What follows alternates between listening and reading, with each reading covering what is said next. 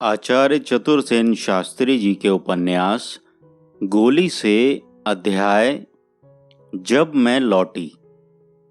वाचनकर्ता अमित पांडे। तारों की छांव में ही केसर मुझे उठाकर वहां से ले चली। उसने एक रेशमी चादर पलंग पर से उठा ली थी। उसे अच्छी तरह मेरे शरीर पर लपेटकर एक प्रकार से मुझे अपने अंग पर भर वह चुपचाप निशब्द वहां से चल दी। उनसे उसने एक शब्द भी नहीं कहा, वह भी बोले नहीं। उसी भांति सोते रहे अथवा जगते अध जगते पड़े रहे। मेरा अंग अंग कांप रहा था। चलने की शक्ति मुझ में नहीं थी। चल रही थी या सो रही थी ये मैं नहीं जानती थी। केसर ने अपनी कोठरी में ले जाकर मुझे अपने बिछौने पर सुला दिया। ठंडे पानी का एक गिलास दिया। मुंह में मेरे कांटे पड़े थे और वह सूख रहा था। पानी पीकर मैंने न जाने क्या कहा। केसर ने भी वह सुना नहीं। मेरे कान के पास मुंह लाकर उसने धीरे से कहा, तू अब सो जा। फिर अच्छी तरह वस्त्र से मुझे ढांप कर वहां से चल दी। कोठरी को बाहर से बंद कर दिया। न जाने वह कहां चली गई थी। और जब वह लौट कर आई, पहर दिन चढ़ गया था। सूरज की धूप छन कर कोठरी में आ रही थी। मैं जग गई थी, पर मेरा एक एक हाड़ दर्द कर रहा था। केसर ने आकर कहा, जा अपनी कोठरी में जा, नहा ले और कपड़े बदल ले, फिर कुछ खा पी, तब मां के पास जाना। तीसरा पहर बीत रहा था। मैं केसर की कोठरी से निकलकर अपनी कोठरी की ओर चली। एक विचित्र और अभूतपूर्व आलस्य और अवसाद अब भी मेरे अंगों में था। अपनी कोठरी में आकर मैं फिर चारपाई पर पड़ गई। बहुत देर पड़ी रही। रात की ज्ञात अज्ञात सुखद बातें स्वप्न की भांति मेरी आंखों में घूम रही थीं, जैसे पृथ्वी से अधर हवा में लटक रही हूं। बहुत देर में आंख बंद किए पड़ी रही। फिर उठी, आवश्यक कृत्य किए, नहाई और कपड़े बदले। अब मुझे बड़ी भूख लग रही थी, परंतु रसोड़े से कुछ मिलना संभव न था। कोठरी में कुछ मिठाई रखी थी, वही मैंने खाई और उठकर ठंडा पानी पिया। फिर मैं बिछौने पर पड़ गई। बहुत देर तक पड़ी रही। संध्या का अंधकार फैल गया। मैं अकेली थी। अकेले पड़े पड़े मैं बेचैन हो गई। रात हो गई थी। दिया बत्ती जल गए थे। जब धीरे धीरे संकोच से सिकुड़ी सी मां के कमरे की ओर जा रही थी। मैं घबरा रही थी कि न जाने मां क्या कहेगी, क्या पूछेगी। परंतु वे सब बातें उसे मैं कैसे बताऊंगी, कैसे कहूंगी। मां ने मुझे देखकर कुछ नहीं कहा, न कुछ पूछा। उसने एक विचित्र दृष्टि से मेरी ओर देखा। उसके होठों पर एक मीठी स्मित रेखा और नेत्रों में संतोष की झलक थी। उसकी उस दृष्टि को देख मैं कुछ ऐसी लजाई कि दौड़कर मैंने उसकी गोद में अपना मुंह छिपा लिया। मां ने मेरे सिर पर दोनों हाथ रखकर मुझे अपनी छाती से लगा लिया। ऐसा प्यार और संरक्षण मैंने कभी आज से प्रथम मां से नहीं पाया था। बड़ी देर तक मैं उसी तरह मां के वक्ष में मुंह छिपाए खड़ी रही। जब मैंने मुंह उठाया तब देखा मां का मुंह आंसुओं से भीगा हुआ है।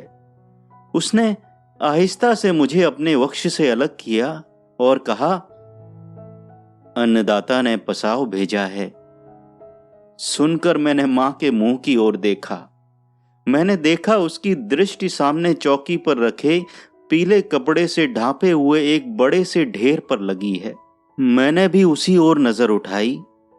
कौतूहल और उत्सुकता से मैंने जाकर उस ढेर का वस्त्र हटाया देखकर मेरी आंखें चौंधिया गईं। एक भारी जोड़ा था, जैसा कुंवरी पहनती थीं। कुछ जड़ाऊ गहने थे, ढेर सोने की मुहरें थीं, मिठाई और मेवे के थाल थे। ये सब इतनी चीजें किसके लिए आई हैं? मैंने मां से आंखों ही आंखों में प्रश्न किया। मां ने अभिप्राय समझकर मुस्कुराकर कहा, यह महाराज श्री ने तेरे लिए पसाव भेजा है। मेरे लिए? मेरे मुंह से टूटे फूटे शब्द निकले। आंखें फाड़ फाड़ कर मैं उन सब चीजों को देखने लगी। अपने जीवन में मैंने इतनी चीजें कभी नहीं देखी थीं। वे सब क्या मेरे लिए हैं? मेरे लिए? मैं आनंद से विवल हो गई। मेरा कलेजा उछलने लगा और मैंने परेशान होकर मां की ओर देखा। मां ने कहा, वह जोड़ा पहन। मेरा मुंह सूख गया। क्या मैं? कांपते हाथों से मैंने जोड़ा छुआ।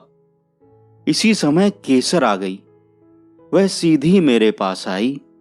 अपने हाथों से उसने मुझे जोड़ा पहनाया। सब गहने सराह सराह कर पहनाए। फिर मिठाई से भरा थाल मेरे सामने रखकर कहा, खाओ रानी जी। मैं लजा गई। मैंने केसर की गोद में मुंह छिपा लिया। मेरी आंखों से आंसू उमड़ आए। केसर ने हंसकर मेरे मुंह में मिठाई ठूंस दी। उसने न जाने क्या क्या कहा। वह सब समझने सुनने की परिस्थिति में उस समय मैं नहीं थी। मैं उसी भांति केसर की गोद में पड़ी यही सोचती रही कि आज मुझे फिर उस शयन कक्ष में ले जाया जाएगा या नहीं। भय, उल्लास, उद्वेग और लाज से मैं अभिभूत हो रही थी। मां और केसर धीरे धीरे मेरे ही संबंध में बातें कर रही थीं। इसी समय केसर ने कहा, अन्नदाता चले गए। जाते समय जुहार करने में गई थी। महाराज ने मुझे ये पचलड़ी और 5 अशर्फियां इनाम में दी। अन्नदाता चले गए। न जाने क्यों मेरे कान में यह वाक्य बंदक की गोली की भांति लगा। मैंने मुंह उठाकर केसर की ओर देखा। केसर ने एक बार देखा। अपनी गोद में मुझे खींचकर वह उसी भांति मां से मेरे और अन्नदाता के नए संबंध और भावी परिस्थितियों के अनुसार तथा संभावित परिणामों की चर्चा करने लगी। उन सब बातों को मैं अपने दोनों कानों से नहीं, अपने रोम कूपों से सुनने लगी। इसी समय मां ने कहा, खड़ी हो, देखूं जोड़ा ठीक नाप में बैठा कि नहीं। मैं खड़ी हुई। मां ने और केसर ने मेरे चारों ओर घूम फिरकर हत्या संतोष प्रकट किया। फिर केसर ने मुझे मां के आदमकद शीशे के सामने ला खड़ा किया। उस जोड़े और जड़ाऊ गहनों में अपना नवल रूप देख मैं पागल हो गई। लज्जा और आनंद के भावातिरेक से बौखलाकर मां के पलंग पर मन छिपाकर औंधी पड़ रही। आचार्य चतुरसेन शास्त्री जी के उपन्यास गोली से अध्याय जब मैं लौटी। वाचनकर्ता अमित पांडे।